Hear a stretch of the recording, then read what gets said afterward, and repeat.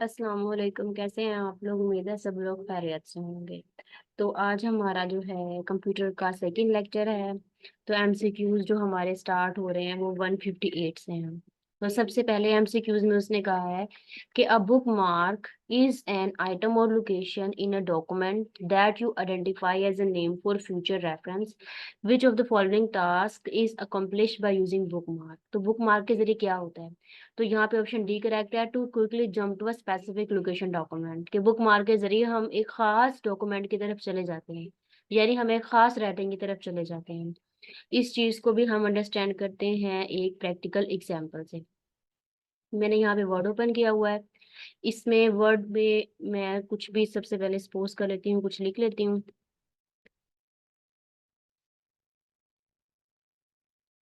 मैंने इस पे पहले एक्शंस अप्लाई किए थे, तो मैं अनडू कर रही हूँ सारे वापिस।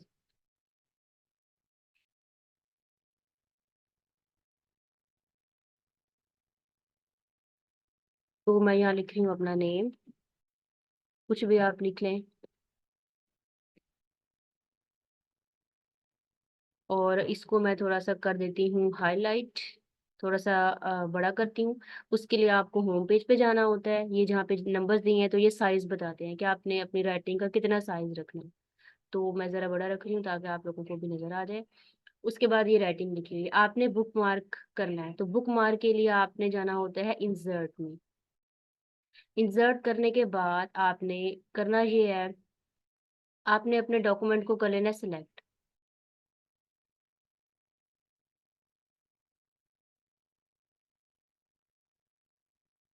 तो ये सिंपल इंसर्ट लिखा हुआ था। इंसर्ट के लिए पहले आपने कर लेना है, अपने इस डॉक्यूमेंट को सिलेक्ट कर लेना है।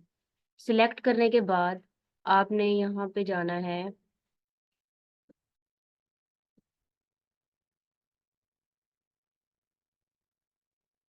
अभी यहाँ पे देखिए ऑप्शन काफी सारे नजर, हाइपर लिंक भी नजर आ रहा है, बुक मार्क भी नजर आ रहा है। तो इस बुक मार्क पे जब आप लोग जाओगे तो यहाँ पे आप कुछ भी टाइप कर सकते हो, लेकिन याद रखना है वो टाइपिंग जो है वो आपने स्पेस के बगैर करनी है। तो फॉर एग्जाम्पल मैं कुछ भी लिख रही हूँ अपनी मर्जी का, लेकिन स्पेस नहीं देनी। इसके बाद आप लोग ऐड करोगे, तो जैसे ही ऐड करिए आपने तो यहाँ पे ये वर्ड लिखा आ गया।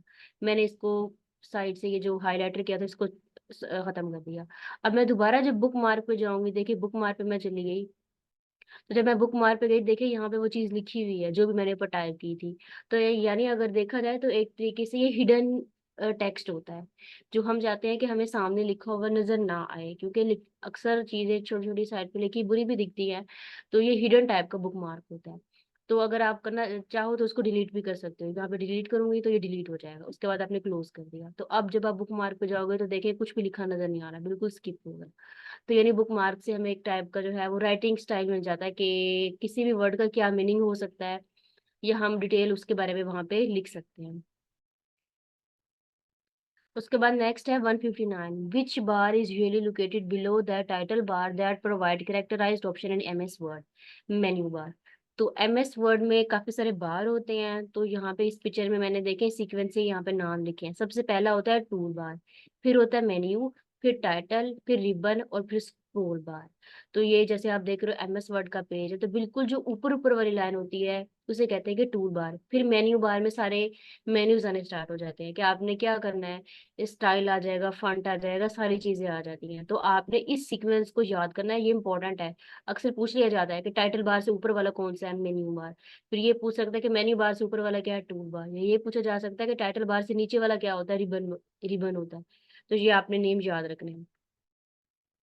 उसके बाद विच of the following command is not available in tool menu in MS word. कहते हैं वो जो हमारा टूल वाला मेन्यू था, बिल्कुल ऊपर वाला टूल बार है, उसमें कौन सा मेन्यू नहीं है? उसमें ऑटो टेक्स्ट का नहीं होता है। वैसे भी ऑटो टेक्स्ट का जो ऑप्शन है ना, ये ऑटो टेक्स्ट नहीं लिखा जाता, ये हमें खुद ही टाइप करना पड़ता है। तो ये उसने पूछा, उसके अंदर नहीं है।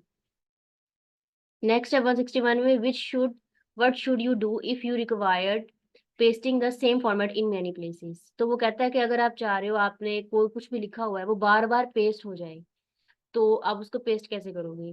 सिंपल, आपको पता है कि आप कंट्रोल सी करके कॉपी करते हैं और जब पेस्ट करते हैं तो कंट्रोल वी कर देते हैं, तो उससे बार बार पेस्ट हो जाता है। वो वाली भी कमांड है, वो वाला भी कीवर्ड आपने याद करना और आपको पता है।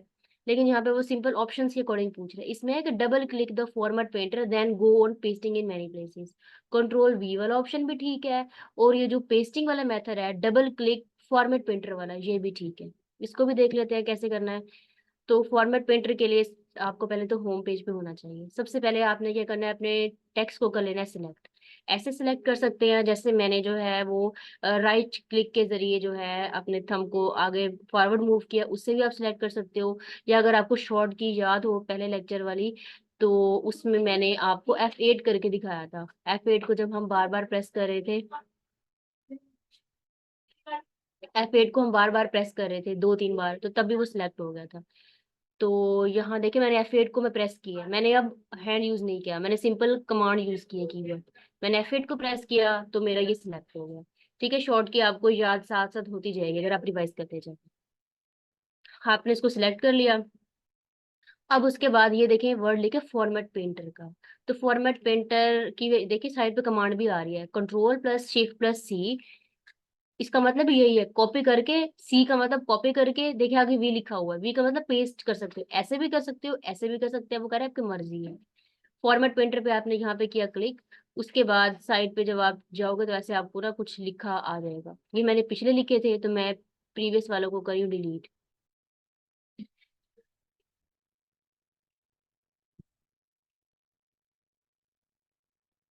तो सिंपल ये शॉर्ट की अगर आपको याद हो लास्ट लेक्चर वाली, तो उसमें ना ये शॉर्ट की जो है वो दी हुई थी।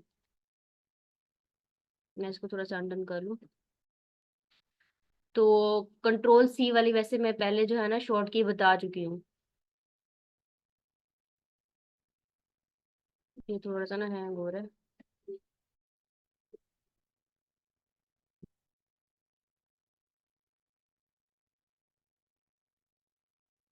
देखिए यहाँ पे जो भी टाइप किया हुआ था ना वो मेरे नेक्स्ट पेज पे आ गया।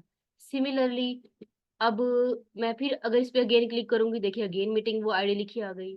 अब इसके ऊपर मैंने अगेन क्लिक किया तो देखिए अगले पेज पे ये पेज चेंज हो रहे हैं। देखें ये पीछे पहले और पेज था, और पेज था, और पेज था।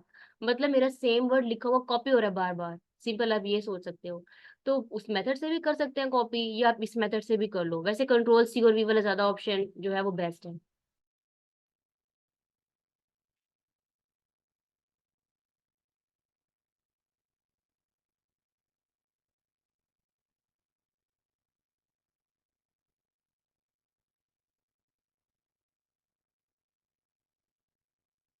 तो इस बुक मार्क के सॉरी फॉर्मेट पेंटर के ऑप्शन से आप कर सकते हो। या इसके अलावा एक और भी है शॉर्ट ट्रिक फॉर्मेट पेंटर लाने की। तो फॉर एग्जांपल जैसे ये मैंने लिखा हुआ था, तो जब आप राइट वाला बटन क्लिक करोगे तो यहाँ पे देखिए ये ब्रश सा नजर आ रहा है। अब मैंने इस पे जब हल्का सा ये रखा है एरो, तो उसने लिखा है फॉर्मेट पेंटर, फिर उसने आगे लिख दी Ctrl+Shift, और ये Ctrl+Shift+V, वही वाली बात है। आगे तो आप वैसे भी कर सकते हो, वैसे भी कर सकते हैं, आपकी मर्जी है। बहरहाल आपको ये पता होना चाहिए कि फॉर्मेट पेंटर करता क्या है, उसका काम क्या है। तो मैं इस प्रोसेस को अंडू कर रही हूँ अगेन वापस, क्योंकि अभी हम इसके ऊपर और ऑपरेशन भी अप्लाई करेंगे। तो ये था हमारा किसका, फॉर्मेट पेंटर का, कैसे हम कैसे कॉपी पेस्ट करते हैं। उसके बाद नेक्स्ट है 162, what is the shortcut key for manual line break in MS Word. तो इसे कहते हैं शिफ्ट एंटर। वो कहता है अगर आप कोई लाइन लिखते हो वर्ड के ऊपर, तो आपको पता है जब भी हम कोई लाइन लिखते हैं तो हम क्या करते हैं, अगली लाइन पे जाने के लिए जो लाइन हमारी चल रही होती है उसको हम उसको छोड़ के अगली लाइन पे आने के लिए एंटर का बटन दबाते हैं। सिंपल एंटर भी दबा सकते हैं, शिफ्ट भी दबा सकते हैं, कोई मसला नहीं, उससे आप अगली लाइन पे जा सकते हैं।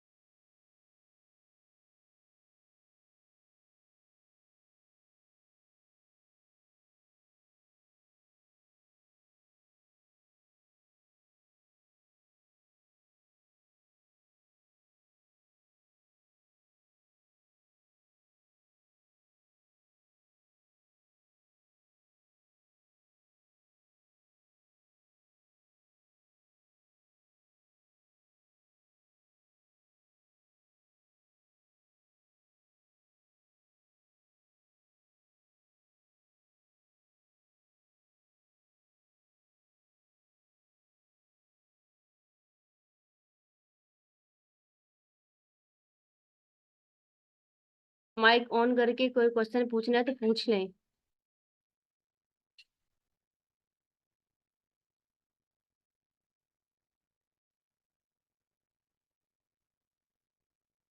अच्छा, अब आप लोग टेक्स्ट ना करें, जस्ट ऑन करके पूछ लें मुझसे, ऐसे मुझे पता नहीं चलता।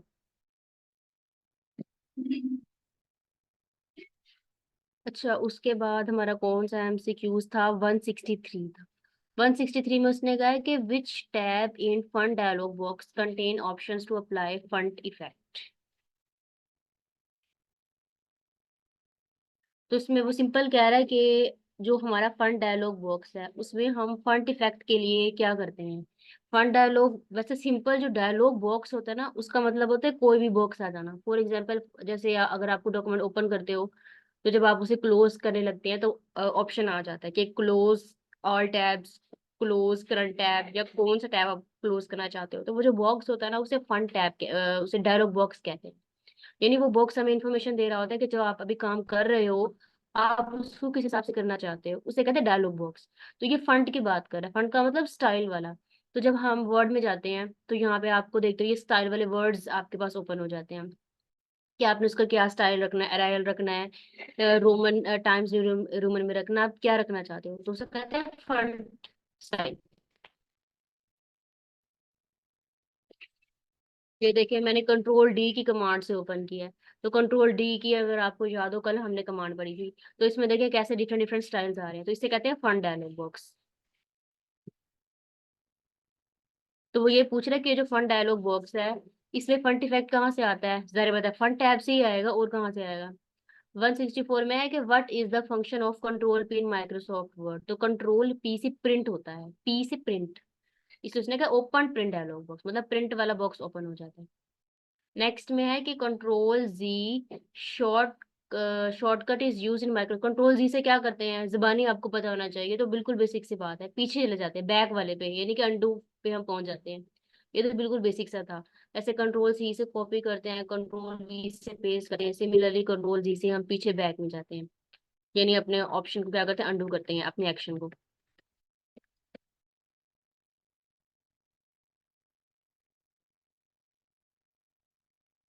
उसके बाद नेक्स्ट में है control plus down arrow shortcut key is used in MS Word to move the cursor one paragraph down. तो ये भी कल पढ़ा था कि कंट्रोल की दबा के ये जो एरोज बने हैं, ये वाला राइट पे, लेफ्ट पे, अपर डाउन पे, उस एरो को पे अगर हम क्लिक करें तो हमारा लिखा हुआ राइट पे चला जाता है, फिर लेफ्ट पे चला जाता है, अदरवाइज ऊपर और नीचे चला जाता है। ये तो सिंपल सी बात है, ये हमने वैसे पिछले लेक्चर में भी पढ़ी थी। नेक्स्ट में है before creating a master document in MS Word you must switch to outline view.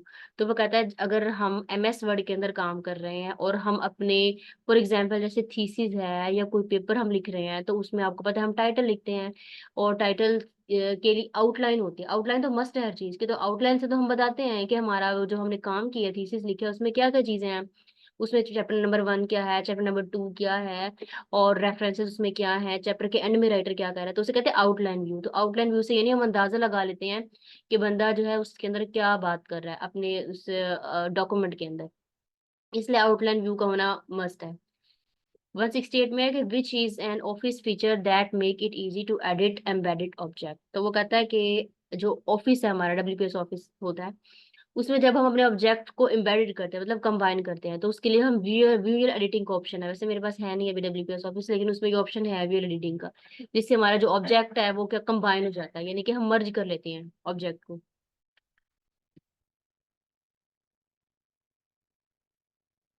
ये आउटलाइन व्यू का थोड़ा सा मैंने बताया कैसे करते हैं हम।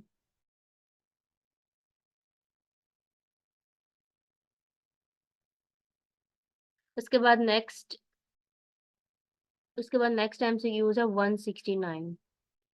इसमें कह रहा है लेटेस्ट एमएस विंडोज। तो सबसे जो लेटेस्ट है वो कौन सी है, यहाँ पे वैसे विंडो 10 है, बट विंडो 11 भी अब आ चुकी है, तो करंट के अकॉर्डिंग आपने 11 पे लगा। Which tab in font dialog box contain option to apply font effect in MS Word. ये फिर वही अगेन आ गया, फंड टैब अभी हमने लगाया था। 171 पे अ वर्ड फील्ड में consist of an optional field instruction is called switch. तो सिंपल वो कह रहा है, असल में ना होता ये है कि हम जैसे एक्सेल है, और ये वर्ड है, ये आपस में एक दूसरे के साथ कनेक्ट होती हैं। तो हम मेलिंग के जरिए क्या करते हैं, हम अपनी वर्ड की फाइल को एक्सेल के अंदर भेज सकते हैं। तो उसे कहते हैं स्विचिंग होना, मतलब वो स्विच हो पा रही है, फाइल हमारी एक से दूसरे में जा रही है। तो सिंपल अगर आप वर्ड में देखें, तो इसमें आप देख रहे हो ये मेलिंग का ऑप्शन है। तो मेलिंग से आप सिंपल देखिए सेंड मेल मर्ज, तो आप फाइल को ना मर्ज करके भेज सकते हो, कहाँ पे भेजना चाहते हैं ये आपकी मर्जी है। तो वो सिंपल ये बता रहा है कि कैसे आप स्विचिंग करते हैं, तो मतलब स्विच की बात कर रहा है, इसलिए उसने वर्ड स्विच यूज किया।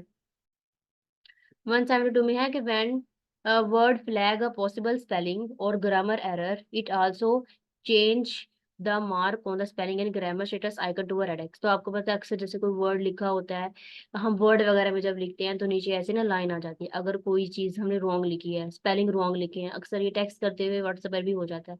तो वो उसको क्या कहते हैं, रेड एक्स कहते हैं। कि ग्रामरली हमारी मिस्टेक हो जाती है तो वो रेड एक्स यूज करता है।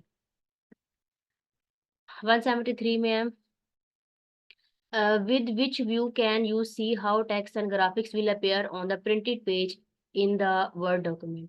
तो वो कहता है कि प्रिंट लेआउट। तो सिंपल देखें, वर्ड में मैं ओपन करती हूँ। तो अगर हम किसी भी चीज को प्रिंट करना चाहते हैं तो आपको फाइल में जाना होता है, उसके बाद आप प्रिंट के ऑप्शन में जाओगे। जब आप प्रिंट करेंगे, देखिए जो मैंने लिखा था वो प्रिंट होने स्टार्ट हो जाएगा। इधर वो बताएगा आपने कितनी कॉपीज करनी है। इधर देखें वो कह रहा है कि कितने पेजेस करने हैं, होल थिंग, या कितने पेजेस हैं। फिर लिखा हुआ उसने कि आपने वन साइड करना है या डबल साइड पेज करना है। फिर देखिए वो पोर्ट्रेट भी कर सकता है इसे कि वो साइड पे हो जाएगा।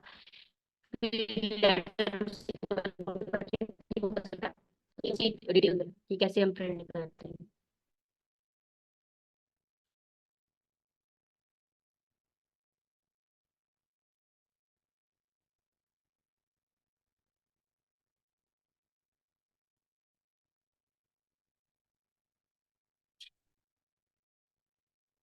उसके बाद नेक्स्ट में है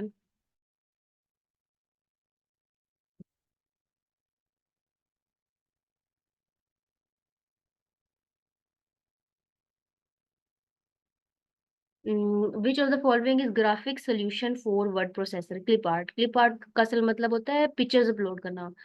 जैसे वर्ड है या आपके पास पावर पॉइंट भी है, तो उसमें ऑप्शन होता है पिक्चर्स अपलोड करने का। तो इसलिए वो कह रहा है कि जो ग्राफिक होते हैं, जब हम ग्राफिक डिजाइनिंग करते हैं तो उसमें जो हम अगर वर्ड में करें तो कैसे करते हैं, तो उसके लिए आपने पिक्चर वाले ऑप्शन पे जाना होता है। इधर देखें इंसर्ट में जाना है आपने, ये देखिए पिक्चर का ऑप्शन है। तो देखिए यहाँ पे ना पिक्चर लगा सकते हैं, लेकिन मेरी गैलरी में फिलहाल कोई पिक्चर नहीं है। तो अगर जैसे आपकी गैलरी में कोई पिक्चर हो तो आप जब उसको सिलेक्ट करना है ना, फिर उसके बाद आपने इंसर्ट कर देना है। तो वो जो पिक्चर है ना आपको फुल सामने जो है स्क्रीन पे शो हो जाएगी, तो पिक्चर आपकी यहाँ पे पेस्ट हो जाएगी। तो इसे कहते हैं क्लिप आर्ट। नेक्स्ट है 175।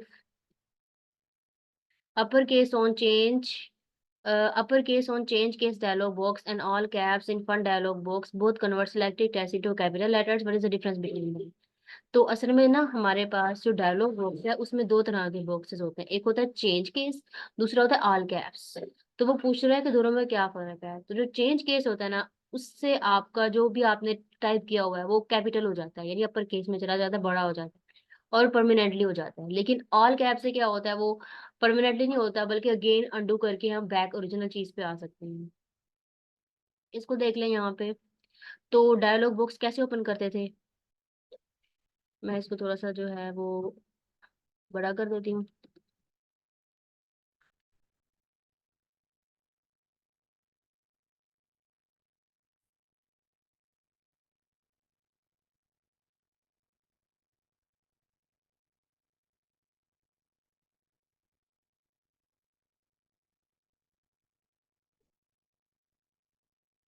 तो अब यहाँ पे आपने उसको पहले तो आपने डायलॉग बॉक्स ओपन करना है, और डायलॉग बॉक्स की शॉर्ट की अगर आपको याद हो कल के लेक्चर में कंट्रोल डी थी, मैंने ये ओपन कर लिया कंट्रोल डी से।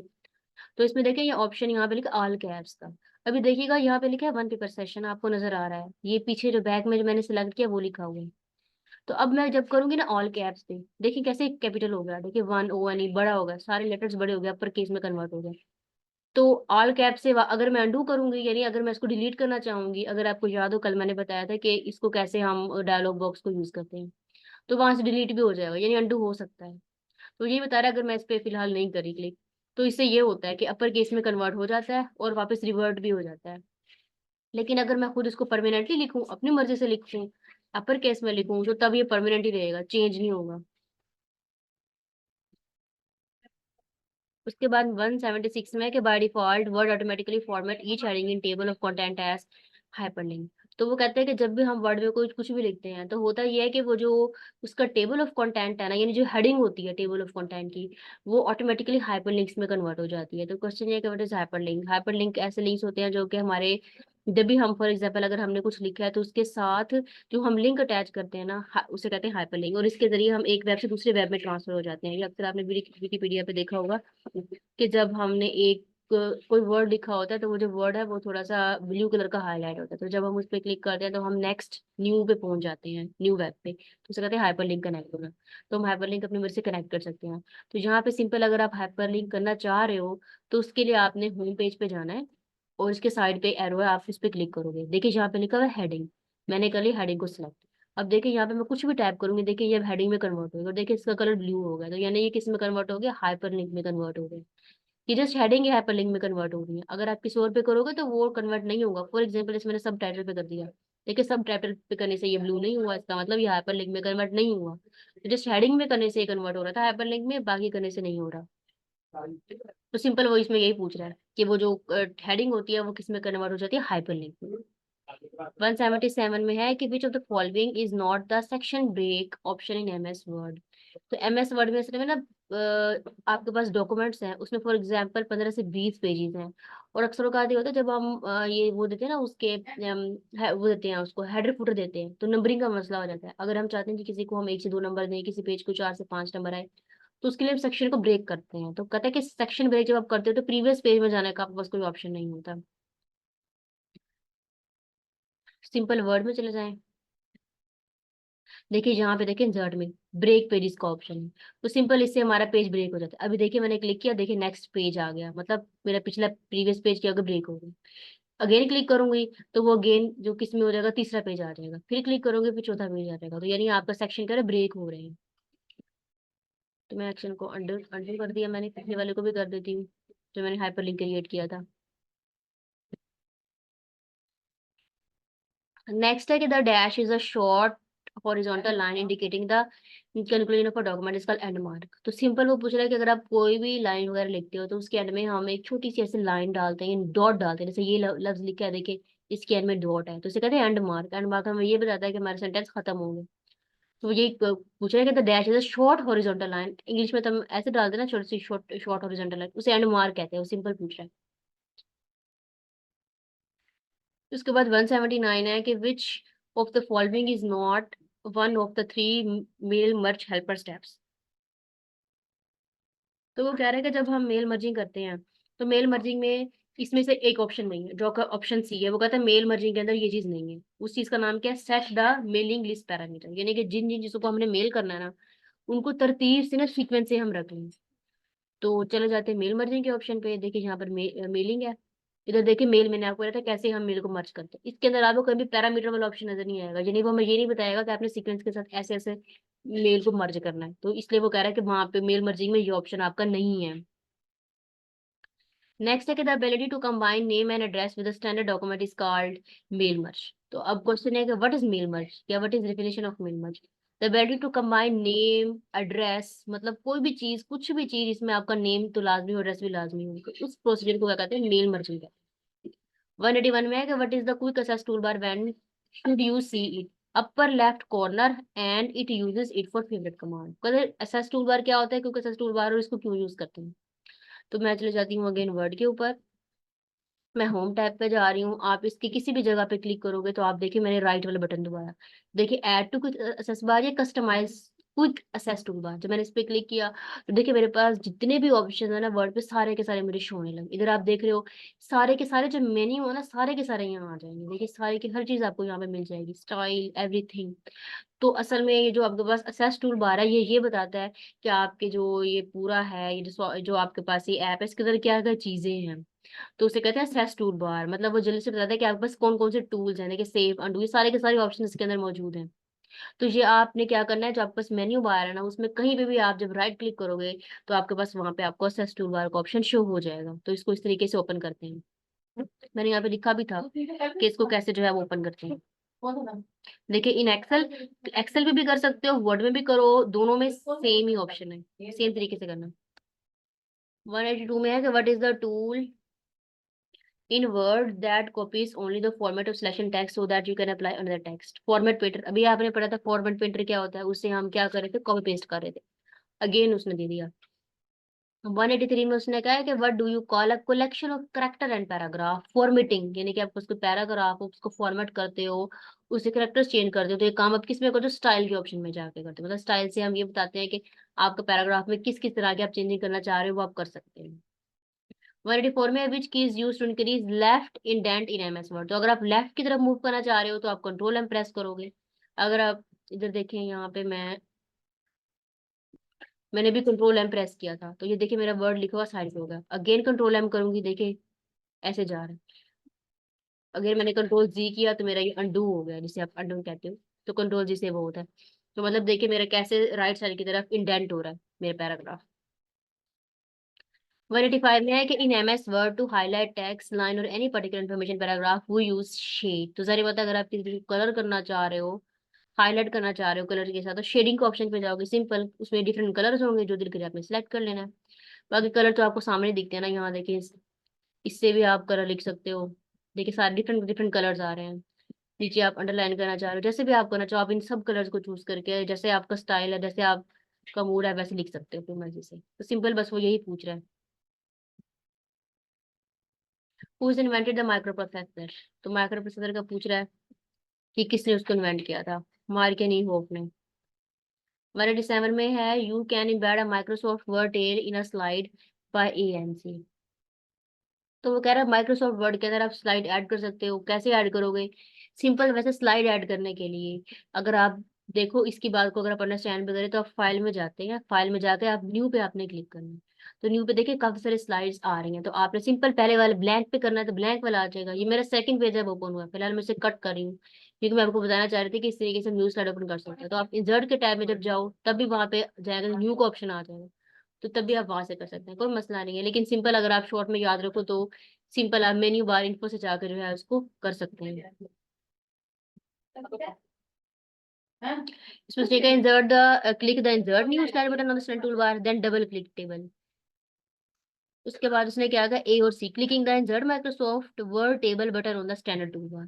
तो सिंपल वो टेबल की बात भी कर रहा है कि टेबल कैसे बनाते हैं। वैसे टेबल तो मेरे ख्याल से आपको बनाना आता भी होगा, तो इंसर्ट वाले में जाना है। उसके बाद टेबल का ऑप्शन आप देख रहे हो, देखिए टेबल ड्रा हो जाएंगे। अब मैं जितने कॉलम सेलेक्ट करूंगी, फॉर एग्जाम्पल देखिए मैंने ये सिलेक्ट किए, तो इतने जितनी मुझे रोज चाहिए उतने मेरे कॉलम्स बन जाएंगे। लेकिन अगर आप अपनी मर्जी का टेबल बनाना चाह रहे हो तो आपने इंसर्ट टेबल कर देना है। तो वो बताएगा कि आपको कितनी कॉलम्स कितने रोज चाहिए। वैसे मैं ये कल बता चुकी हूँ, लेकिन आप टेबल को से ड्रा भी कर सकते हो। ड्रा टेबल पर जाओगे तो एक पेंसिल देखिए बन रही है। अब ये पेंसिल देखिए मेरा कैसे टेबल ड्रा कर रही है। ऐसे भी कर सकते हो, जैसे भी करें आपको मर्जी है, बट मैं ऑप्शन फिर अंडू कर रही हूँ। तो आप इस तरीके से जैसे मर्जी चाहे टेबल भी ड्रा कर सकते हैं, इंसर्ट के ऑप्शन में जाके करना। वो उसने मैं ये पूछ रहा था। नेक्स्ट में 188 में which of the following feature should you use when typing in the notes text book. तो आप जूम करके, ये असल में उसका पूछ रहा है पावर पॉइंट का, कि जब आप टेक्स्ट बुक करना चाहते हो तो आप उसको जूम करते हो, जूम करके कुछ भी टाइप करते हो। 189 में the PowerPoint view the display only title and bullets outline view. तो असल में आपको पता है पावर पॉइंट को यूज स्लाइड बनाने के लिए किया जाता है, और हर स्लाइड के लिए, जैसे फॉर एग्जाम्पल मैंने थीसिस की बात करी थी, उसमें आउटलाइन होना लाजमी है। आउटलाइन तो बताया पता चलेगा कि आप क्या प्रेजेंट कर रहे हो। तो आउटलाइन व्यू के जरिए हम क्या कर सकते हैं, डिस्प्ले कर सकते हैं, कि हम बता सकते हैं कि हमारे पावर पॉइंट में हमने क्या क्या लिखा है, हमारा टाइटल क्या है, हमारी चीजें क्या है। 190 में you can embed M S organization chart in a slide by clicking the object cont edit menu. तो सिंपल कह रहा है कि अगर आप उसी पावर पॉइंट के अंदर, या उसकी भी बात कर लें अगर आप एम एस वर्ड की, तो उसमें अगर आपको चार्ट ड्रा करना चाह रहे हो तो आप सिंपल क्या करोगे, कमांड एडिट मेन्यू पे करेंगे। वैसे सिंपल चार्ट बनाना आसान है, इससे मुश्किल नहीं है। इसके अंदर भी और इसमें एक्सेल में तो इजीली बनी, देखिए चार्ट का ऑप्शन आपको दिख रहा है, तो चार्ट भी आप बना सकते हो। अब वो पूछेगा किस टाइप का आपको चार्ट चाहिए, तो इस टाइप का बेशक बना लें। जिस पाई आपको चाहिए, बार वाला चाहिए, जिस मर्जी टाइप का आपको चार्ट चाहिए तो आप बना सकते हो। मेन जो है ना इस कंप्यूटर के अंदर, आपको कमांड्स पता नहीं चाहिए कि कौन सी कहाँ पे है और वो कहना क्या चाह रहा है, वो क्वेश्चन क्या पूछ रहा है। हालांकि वो क्वेश्चन बिल्कुल सिंपल पूछ रहा है, कोई ये नहीं पूछ रहा है कि कैसे कैसे करना है, ये वो सिंपल सी बात पूछ रहा है बस। 191 में the effect apply to display when slide change slide show view is slide transition. तो वो कहता है पावर पॉइंट पे आपने चाहिए ना स्लाइड ट्रांजिशन देखनी है, मैं खोल के पावर पॉइंट, तो पावर पॉइंट पे आप देखो कुछ भी यहाँ पे लिख दें, फिर उसके बाद आपने ट्रांजिशन पे जाना है। वो पूछ रहा है कि जब आप प्रेजेंटेशन देते हो आपके पास तो बहुत सारी स्लाइड्स होती हैं, अगर और अगर आप चाहते हो कि आपकी स्लाइड अच्छी दिखे, ट्रांजिशन लगे, कुछ अथेंटिक लगे, बाकी से यूनिक लगे, तो आप उसके लिए क्या करते हो, ट्रांजिशन पे जाते हो। अब देखिएगा मेरी स्लाइड कैसे चेंज होती है। अब फॉर एग्जाम्पल मैंने काफी सारी स्लाइड्स रखी हैं, मैं ऐसा करती हूँ, देखिए मैं और स्लाइड्स भी ऐड कर देती हूँ। स्लाइड मैंने ले ली ब्लैंक, दूसरी स्लाइड, तो इसे कहते हैं आउटलाइन में हमारा शो में। मैंने फिर एक और 3-4 स्लाइड्स ले ली, मैंने 3 ले ली स्लाइड्स। अब मैंने पहले वाले पे किया क्लिक। अब मैं चाहती हूँ कि अब मेरी स्लाइड ना ऐसे क्लिक करने से ना आए, बल्कि एक यूनिक वे से डिफरेंट लगे, अट्रैक्टिव भी लगे अगले बंदे को, प्रेजेंटर को। तो उसके लिए आपने ट्रांजिशन के ऑप्शन में जाना है। अब वो बताएगा यहाँ पे डिफरेंट डिफरेंट तरीके से आप जो है वो प्रेजेंट कर सकते हो, ट्रांजिशन कर सकते हो। अब देखिए जब मैं पुश करूंगी तो देखिएगा स्लाइड कैसे पुश होगी। देखिए अब अगली स्लाइड आएगी तो वो ऐसे आएगी। ठीक है, अगर मैं इस पे क्लिक करूंगी वी पे, तो अब मेरी देखिए अगली स्लाइड ऐसे शो होगी प्रेजेंटर पे। जब मैं स्प्लिट पे करूंगी तो ऐसे सेंटर से ऐसे शो होगी। तो ये एक वे है अपनी प्रेजेंटेशन को अच्छा बनाने के लिए। तो अब डिफरेंट डिफरेंट वे से जो देखिए अब कैसे चेंज होगी, तो अब डिफरेंट डिफरेंट वे से अपनी स्लाइड को प्रेजेंट कर सकते हो। तो ये सिंपल वो पूछ रहा है कि अगर आप प्रेजेंटेशन बनाते हैं पावर पॉइंट से तो आप कैसे ट्रांजिशन करते हैं। देखिए हमने स्लाइड ट्रांजिशन के जरिए कैसे उसको शो किया था, अपनी स्लाइड को, अपनी जो हमारी प्रेजेंटेशन थी उसको प्रेजेंट किया था। नेक्स्ट है कि 192 में, to give a power point presentation to a large audience, तो चूज आइदर व्यू, ये सारे ऑप्शन सेलेक्ट करते हैं। इसका मतलब क्या है, अब देखें, अब फॉर एग्जांपल अगर आपने कोई रिसर्च पेपर लिखा हुआ है, कोई थीसिस लिखा है, आप जो है उसको प्रेजेंट करना चाह रहे हो बड़े व्हाइट बोर्ड के ऊपर, तो आप अपनी स्क्रीन जब ऐसे अगर आप इसको कनेक्ट करेंगे ना, तो ये कनेक्ट नहीं होगा किसी और के बड़ी स्क्रीन के ऊपर। तो जब आप कनेक्ट करोगे तो सेम आपकी स्क्रीन ऐसे शो हो रही होगी, लेकिन जब आप प्रेजेंटेशन दोगे तो ये अच्छा नहीं लगेगा। देखिए सारे मेन्यू बार चीजें शो हो रही हैं। तो उसके लिए याद रखिएगा ये साइड में बुक का ऑप्शन आ रहा है, देखिए लिखा हुआ है रीडिंग व्यू, आपने करना है इसके ऊपर क्लिक। मैंने देखिए क्लिक किया, देखिए मेरा स्लाइड अब बड़ी हो गई है, तो मैंने अपने व्यू को अच्छा कर दिया। देखिए अब कैसे स्टाइल से मेरा व्यू आ रहा है। और अगर आप इसको वापस पीछे जाना चाह रहे हो तो आपने इसके लिए ESC के ऑप्शन पे, बटन पे करना है क्लिक, जो कि आपके कीबोर्ड पे है। मैंने इस पे क्लिक किया, देखिए मैं ओरिजिनल हालत में वापस आ गई। सिमिलरली आप ये जो कब सा बना है इस पे भी क्लिक कर सकते हो। आपने इस पे क्लिक किया, अब देखिए अगेन मेरी स्लाइड फिर बड़ी हो गई है। मीटिंग का टाइम भी एंड होने वाला है। तो इस वापस जाने के लिए ओरिजिनल पेज पे आपने ESC पे क्लिक किया, तो देखिए मैं अगेन अपने वापस ओरिजिनल स्लाइड पे वापस आ गया।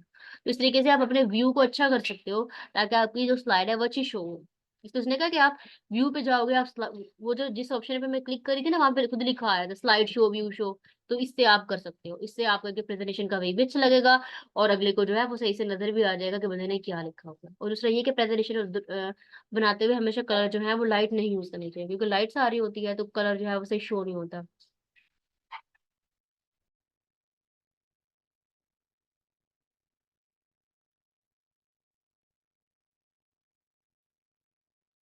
उसके बाद नेक्स्ट में कौन सा था, अच्छा ये हो गया 193 में, which of the following statement is not true, the text bar in text box can not be formatted. तो वो कहता है वो जो टेक्स्ट सिंपल, वो ये देखें बिल्कुल सिंपल सी इंग्लिश है, वो ये नहीं पूछ रहा ना कोई की पूछ रहा है, वो कहता है कि कौन सा स्टेटमेंट ट्रू है यहाँ से, ट्रू नहीं है।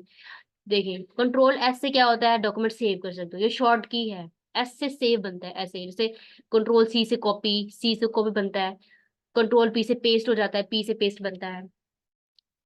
ठीक है, तो ऐसे वो शॉर्ट की ये भी उसने सही लिखी हुई है। फिर उसने क्या है कि the driving tool contain tools for driving, तो वो कहता है कि अगर हम ड्राइविंग वाले टूल्स पे चले जाएं तो क्या वो ड्रा वगैरह कर सकते हैं। हाँ जी ये तो कर सकते हैं। जरा बताए ड्राइविंग टूल से हम शेप्स बनाएंगे, लाइंस बनाएंगे, ये बात भी ट्रू है। होल्डिंग डाउन द शिफ्ट की while you draw the object create perfect square, वो कह रहा है कि अगर आप उसके सर्कल वाले ऑप्शन पे चले जाओ तो वो सर्कल को भी क्रिएट करेगा। हाँ ये ऑप्शन भी ठीक है। The text in a text box can not be formatted, वो कहता है अगर आपने किसी को टेक्स्ट बॉक्स सेलेक्ट कर लिया है तो क्या आप उसमें फॉर्मेट नहीं कर सकते, तो हाँ ये तो गलत बात है, फॉर्मेट कर सकते हैं उसके अंदर। तो ये उसने रॉन्ग स्टेटमेंट लिखी हुई थी। सिंपल आप अगर टेक्स्ट करना चाहो तो आप टेक्स्ट कर सकते हो, किसी कोई भी बॉक्स बना के जहाँ पे आपको दिल करे आप टेक्स्ट कर सकते हैं, तो आप उसको एडिट भी कर सकते हैं।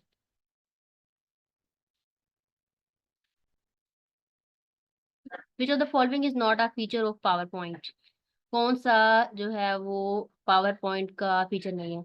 Linking a slide transition with laser pointer, laser pointer जो है ये बहुत एडवांस ऑप्शन है, ये पावर पॉइंट में नहीं है। पावर पॉइंट एक बिल्कुल जो है वो लो प्राइस वाला हमारे पास एक प्रोडक्ट है, उसको हम लेजर पॉइंटर से नहीं कर सकते, लेजर पॉइंटर से बहुत जो है वो कॉस्टली होता है, तो इसके साथ उसका कोई लिंक बनता ही नहीं है लेजर पॉइंटर के साथ, तो इसलिए ये उसके अंदर फीचर अभी तक नहीं आया है पावर पॉइंट के अंदर। 195 में है कि which of the following is the slowest in assessing data. तो डाटा को जब हम असेस करते हैं तो सबसे स्लो वाला वर्किंग उसमें क्या करता है, मैग्नेटिक डिस्क। अगर आपको याद है मैंने बताया था मैग्नेटिक डिस्क कैसी होती है, शायद मैंने पिक्चर अपलोड किया, ये देखिए ये मैग्नेटिक डिस्क है। अगर आपको याद हो पहले जो थी, हम डिस्क के अंदर जो है वो करते थे, हम फिल्म्स ड्रामेस कार्टून्स उसके अंदर सेव करते हैं, तो ये जो है यूएसबी है किसी भी और कार्ड की निस्बत या यूएसबी की निस्बत स्लो वर्किंग करता है, डेटा जल्दी इसके अंदर नहीं जाता, इसलिए उसने कहा स्लोवेस्ट असेसिंग डाटा जो है वो मैग्नेटिक डिस्क है। MS word offer the different views of a document. 5। तो जो एमएस वर्ड है वो किसी भी डॉक्यूमेंट की व्यू के लिए टोटल 5 हमें व्यूज देता है। वैसे यहाँ पे 5 ऑप्शन ठीक है, लेकिन मैंने नीचे व्यूज भी लिख दिए हैं। एक होता है प्रिंट लेआउट, फुल स्क्रीन भी देता है रीडिंग के लिए, वेब लेआउट भी करता है, आउटलाइन भी करता है, ड्राफ्ट भी कर सकता है। ये उसके मेन मेन फंक्शंस है एमएस वर्ड के, तो ये नेम याद कर लें, हो सकता है उसमें से कोई पूछ ले। 197 में है in the email dialog box BCC is use for writing the email address. तो वो कहता है वही डायलॉग, ईमेल डायलॉग बॉक्स में एक ऑप्शन आता है बीसीसी, तो वो क्या करता है, ईमेल एड्रेस उसके अंदर हम टाइप करते हैं, तो ईमेल जब हम ईमेल करने लगते हैं ना तो वहाँ बॉक्स आ जाता है, उसे कहते हैं बीसीसी। तो उसमें हम एड्रेस लिखते हैं और कहते हैं भाई इस बंदे को जो है ना हमारी वो जो फाइल थी वो शेयर हो जाए, फिर हम उसकी ईमेल लिख देते हैं, फिर एंटर करते हैं तो वो उस बंदे को मेल चली जाती है, किसके जरिए, वर्ड के जरिए उस बंदे को मेल पहुंच जाती है। Combination of two or more topologies is called hybrid. One nibble is equal to, ये units हैं 4 bit. What is fish eye degree view? 180 degree. तो फिश आई व्यू क्या होता है, यहाँ पे देखिए कैमरा आपके पास है, तो फिश की आई का आपको आइडिया होगा, बिल्कुल ऐसे आगे से गोल होती है, और आपको पता है कि फिश जो है उसको सिर्फ पीछे वाली साइड नहीं दिखती, उसके अलावा सारा व्यू, ये पूरा पूरा व्यू वो आराम से देख सकती है, इसलिए इसे कहते हैं कि 180 डिग्री की होती है। 180 डिग्री का मतलब क्या होता है, 180 डिग्री का मतलब होता है ऐसी चीज, मतलब बिल्कुल ऐसे दिखे, ऊपर आगे से दिखे, साइड से भी दिखे, उसको हर तरफ से दिखता है, बस बैक से नहीं दिखता, तो इसे कहते हैं 180 व्यू। तो ये जैसे कैमरा है तो उस तरह बात है, फिश की आई भी ऐसी होती है, इस वजह से इसे कहते हैं फिश आई व्यू, कैमरे का नाम भी यही है। तो उसके लिए पिक्चर यहाँ पे देखें, ये फॉर एग्जाम्पल ऐसे कैमरा का सेंटर है और ये लेंस पड़ा हुआ है, तो कैसे जब रिफ्लेक्शन होते हैं तो ये साइड मतलब साथ वाली चीजें भी यहाँ तक, इवन यहाँ तक देखे नजर आते हैं, ये वाली साइड भी नजर आती है फिश को सामने के अलावा, हालांकि हम जो है वो ये वाली साइड नहीं देख सकती हूँ मैंने, लेकिन फिश जो है वो ये वाली साइड भी देख सकती है, क्यों, क्योंकि वो 180 डिग्री का एंगल बनाती है इस वजह से। Who is the first YouTuber? Jawed Karim. Actual working area of computer Microsoft Excel is worksheet. तो हम एक्सेल का जो मेन काम है वो कौन करता है, वर्कशीट के ऊपर करते हैं। ये जो शीट है ना हमारी सिंपल, इसमें बॉक्सेस बने हैं, ये इसे कहते हैं वर्कशीट, इसके ऊपर हम सारा काम करते हैं, तो ये मेन इसका कंपोनेंट है। Which basic colour are use in computer graphics. तो ग्राफिक डिजाइनिंग में जो कंप्यूटर है वो मेन कलर कौन सी यूज करता है, RGB, ये इंपॉर्टेंट है, तो वो ये 3 कलर्स यूज करता है। तो असल में ये 3 जो है वो RGB जो है ये मेन कलर है, रेड ग्रीन और ब्लू, जो इन तीनों कलर्स की कॉम्बिनेशन से और कलर बनता है। यहाँ पे देखिए ग्रीन और रेड से कैसे येलो बन गया, फिर पर्पल बन गया, फ्रोजी बन गया, जब इन तीनों को कंबाइन करेंगे देखिए व्हाइट बन गया, तो मतलब हम इन तीनों कलर के जरिए और कलर्स प्रोड्यूस कर सकते हैं। तो जो मेन कलर है ना हमारे वो 3 है, RGB, शॉर्ट में उसे ऐसे कहते हैं। Smallest unit of data in computer is bit. आपको पता है बिट सबसे छोटा है, यानी एलिमेंट 01 की फॉर्म में। अगर आपको याद हो मैंने टेबल बनाया था, बताया था, इसमें बिट था, फिर किलो बिट गएगा, सारे आगे टेरा भी आ गए थे, तो सबसे जो छोटा था वो बिट था। What is the capacity of two सारे डीवीडी? तो इसकी कितनी कैपेसिटी है, 9.4 GB की टोटल कैपेसिटी इसके अंदर इतनी होती है डीवीडी में। ये जो डीवीडी बनी हुई है ये है वो डीवीडी, ये 2 सारे डीवीडी।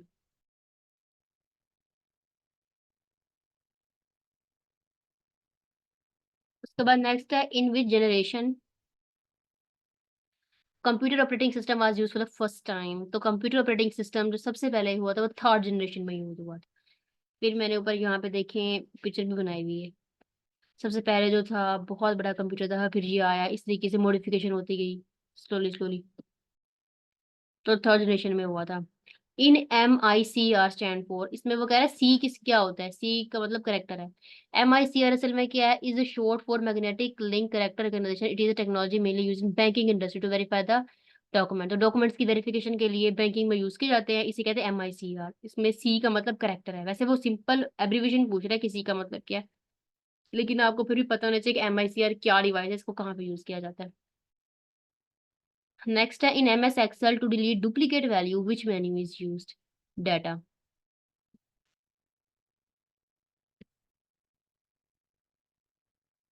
तो सिंपल पूछ रहा है कि अगर आपके पास, आप इसमें चले जाओ एक्सेल के अंदर, और अगर आप अपना कोई डाटा डिलीट करना चाहो तो उसके लिए आप क्या करते हो, डिलीट के ऑप्शन पे क्लिक करते हैं।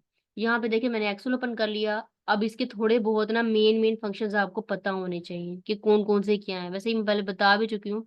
बट यहाँ पे उसने वैसे डुप्लीकेट की बात की, रिमूव डुप्लीकेट। जब आप रिमूव डुप्लीकेट करोगे ना, इस पे क्लिक करेंगे, तो जो वर्ड आपने एक या बार लिखा होगा ना, फॉर एग्जाम्पल जैसे ये 1 लिखा हुआ है, इस पर मैंने अगेन 2 लिख दिया।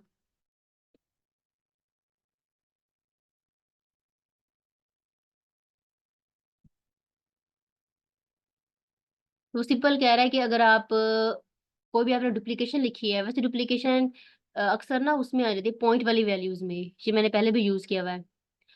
तो सिंपल हम डुप्लीकेशन इसे यूज कर सकते हैं। उसने यहाँ पे सिलेक्ट किया हुआ है कि कॉलम ए से आपने करना है या कॉलम बी के अंदर से करना है। ये एक MCQ है पीछे कि ये जो हमारे पास इसमें कॉलम्स होते हैं वो कौन कौन से होते हैं। कॉलम ए होता है, कॉलम बी है। तो जो इसमें कॉलम होता है ना, फर्स्ट वाले का नेम ए है, फिर बी होता है, फिर सी है, फिर डी है, फिर ई है। और यहाँ पे नंबरिंग दी होती है। ये पहले MCQs आ चुके हैं कि एक्सेल के अंदर जो रोज कॉलम्स है उनको क्या नंबर दिया जाता है। फिर फिल्टर का ऑप्शन है। फिल्टर से हम सिंपल ना फिल्टर कर लेते हैं कि हमारा जो जो हमने सॉर्ट, जिसे कहते हैं सॉर्टिंग करना। सॉर्टिंग का मतलब A से Z तक हमारी वैल्यूज आ जाए। अगर आपने जैसे इंग्लिश में कुछ यहाँ पे लिखा हो, कुछ भी इंग्लिश में लिखा हो, तो जो डुप्लीकेशन आ रहा होगा उसको रिमूव कर देगा, डाटा सॉर्ट कर देगा कि 100, 99 ऐसे वैल्यूज आ रहे हैं, तो वो तरतीब से भी कर देंगे।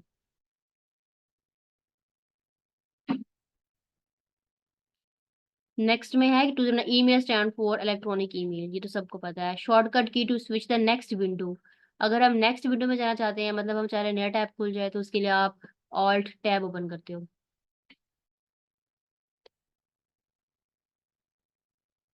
उसके बाद next basic operation perform by computer is, computer कौन कौन से बेसिक ऑपरेशन करता है। अर्थमेटिक भी करता है, लॉजिक भी करता है, स्टोरेज एंड रिलेटिव, ये सारे काम जो है वो कंप्यूटर करता है। तो ऑल ऑफ दी अबव, ये तो हम पहले पढ़ के आए हैं ना, अर्थमेटिक और लॉजिकल, ये दो बातें हमें वैसे ही पता थी।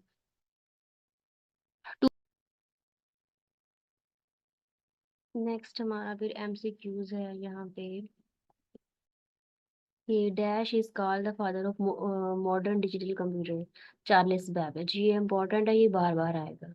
नेक्स्ट है विच device is required for internet connection. Modem.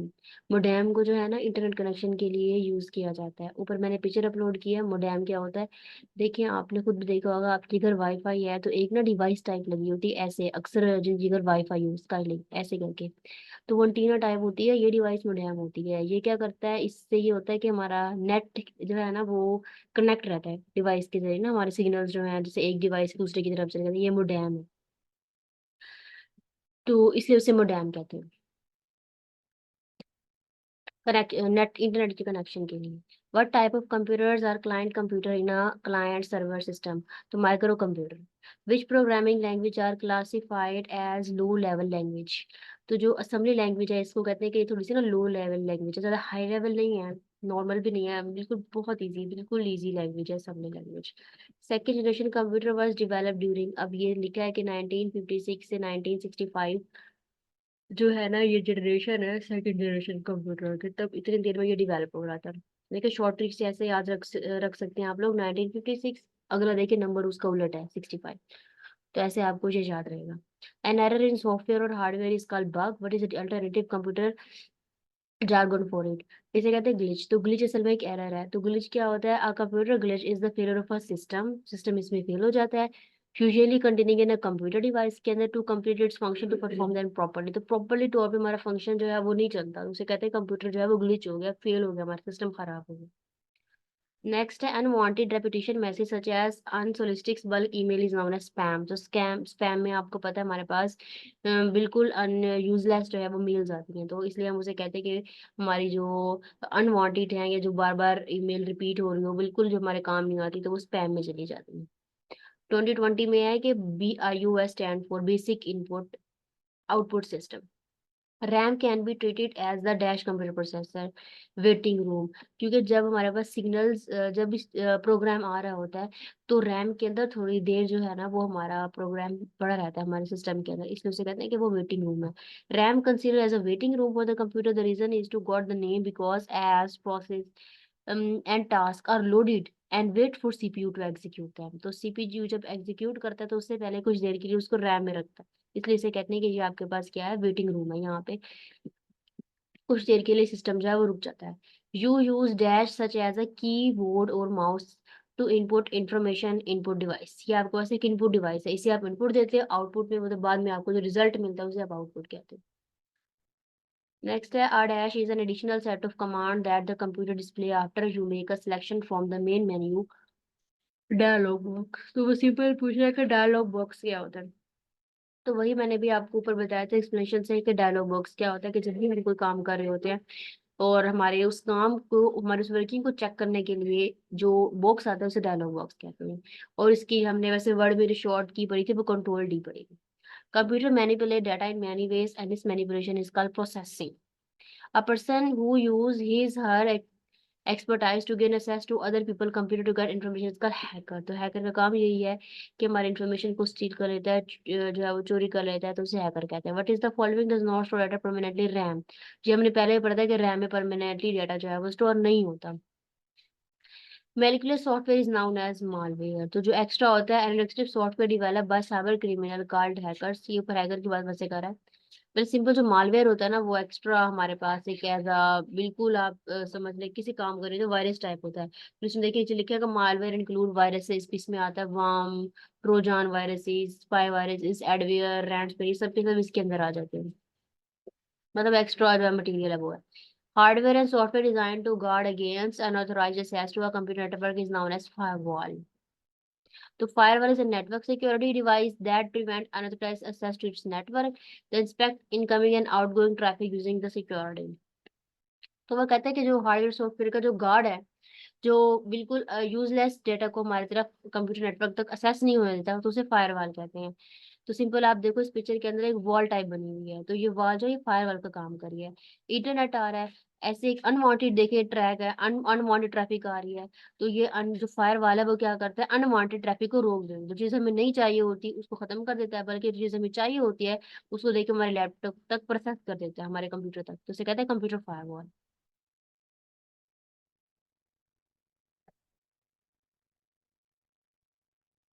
उसके बाद next dash computers are of large size main frame computer, NOS stand for network operating system. A dash appearing on a web page opens another document which hyperlink. तो hyperlink से मैंने आपको पहले detail से बताया था कि हम एक वेब से वेब पे चले जाते हैं। अभी सारे एमसीक्यू पिछले वाले रिपीट हो रहे हैं, पिछले वाले अगर आपने अच्छे से कर लिए हो ना एमसीक्यूज तो ये आपको बहुत इजीली आ जाएंगे।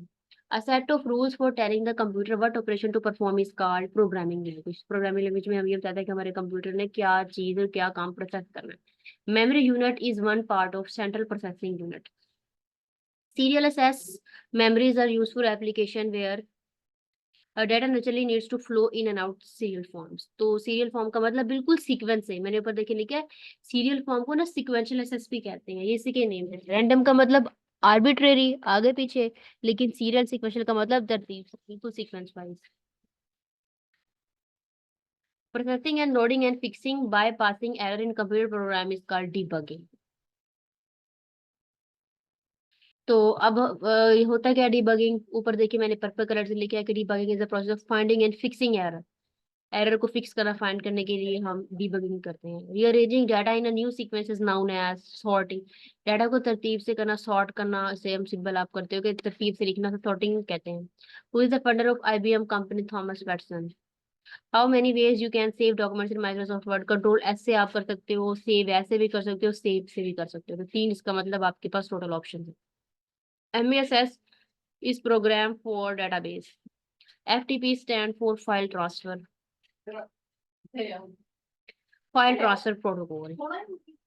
Which technology provides a solution for PC visualization hypervisor?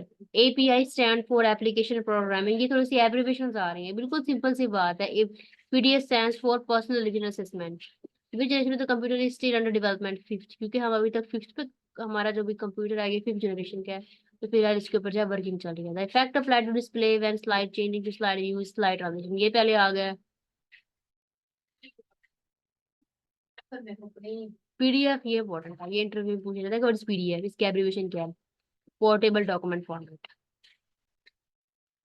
Modem stand for, modem का मतलब क्या है? Modulator and demodulator.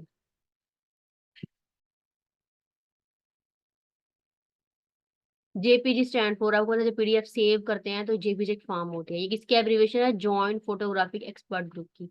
बेसिक है, beginner, all purpose, symbolic, instruction code.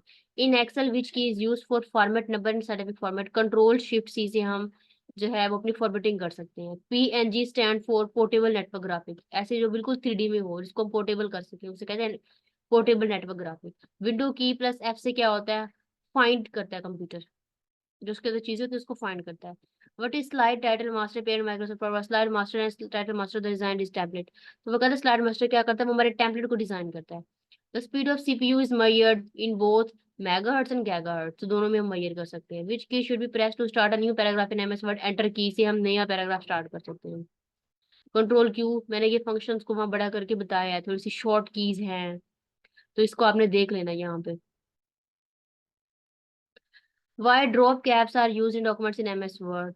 और ड्रॉप टू, ये असल में ना वर्ड के ऊपर एक ऐसे ना ड्रॉप कैप का ऑप्शन आ जाता है। तो ड्रॉप कैप का ऑप्शन क्यों यूज करते हैं? ये जो पिक्चर बनी है ना, पहले कैपिटल वर्ड लिखा आता है, फिर देखिए छोटा छोटा छोटा, फिर आगे छोटा आ जाता है, तो इस टाइप से लिखने को कहा जाता है drop, cap drop. What is the function of control R? Control आ रहा है का ये काम नहीं, कंट्रोल क्या करते हैं? Align the next to the right, right की तरफ हम अलाइन हो जाते हैं। In Microsoft Word you can jump to the next column by both of the above। आप बेशक ऑल डाउन एरो से कर लो या माउस से कर लो, दोनों तरफ से आप नेक्स्ट पेज पे चले जाते हैं, नेक्स्ट कॉलम में। Which of the following line spacing is invalid in MS Word? तो triple line spacing MS Word में नहीं है। डबल हमने उस दिन कर ली थी, सिंगल भी की थी, ट्रिपल का नहीं है। Which feature help you to insert the content of the clipboard as text you formatting in MS Word is space special। If you need to double underline a word, how would you do that? ये पहले कर चुका है, double line वाला जो हमने पहले किया था। ये सेम वही बता रहा है कि आपने फॉर्मेट पे जाना है, फंट में जाओगे तो वहां पे अंडरलाइन स्टाइल आ जाए, तो सिंपल आप अंडरलाइन कर सकते हो। और हमने शॉर्ट की भी पढ़ी थी डबल अंडरलाइन की, अगर आपको याद हो तो। कंट्रोल क्यू से क्या होता है? Page up keyboard, move the cursor, simple वो कर्सर राइट की तरफ मूव करेगा। लेफ्ट एरो से क्या होता है? हम कर्सर लेफ्ट की तरफ मूव कर जाते हैं, राइट से राइट की तरफ मूव कर जाते हैं। Using the ribbon which should you activate ruler to do view ruler, तो रूलर उससे नजर आता है कि हमें पता चलता है कि हमने कहाँ कहाँ पे ट्रैवल करना है। What would you choose to display the statistics about documents? Tool word account. अगर आप स्टैट का काम करना चाहते हो तो आप टूल वाले ऑप्शन में जाकर वर्ड काउंट पे जाना है आपने। Which shortcut keys are used to strike through highlight selection Excel? Control 5 से आप select कर सकते हो। Which of the following can be used to divide the web page into areas, frames? ये सिंपल से ना शॉर्टकट उसने बताई हुई है यहाँ पे। देखिए वो कैसे कहता है, कंट्रोल एंटर करके करो। डायलॉग बॉक्स क्या होता है? पेज सेटअप में होता है। अगर आपने ऊपर वाले अच्छे से करेंगे आपको समझ आ जाएगा। By default on which page the header of the footer is printed in MS word? On every page, हम हर पेज पे हेडर फुटर अप्लाई कर सकते हैं। कंट्रोल एल से क्या होता है? कंट्रोल एल से लेफ्ट अलाइन होता है। कंट्रोल ए से क्या होता है? Select all. तो ये वो शॉर्ट कीज हैं, अगर देखिए सारी शॉर्ट, लोअर राइट में बैक स्पेस बन जाता है इसे प्रोफेशनल। तो ये इजी है, आपने बस क्या करना, एक बार पहले तो शॉर्ट जो आपके पास वो जो कीज है ना उनको पहले याद करना, फिर उसके बाद आप ये करेंगे, फिर आपको समझ आएगा।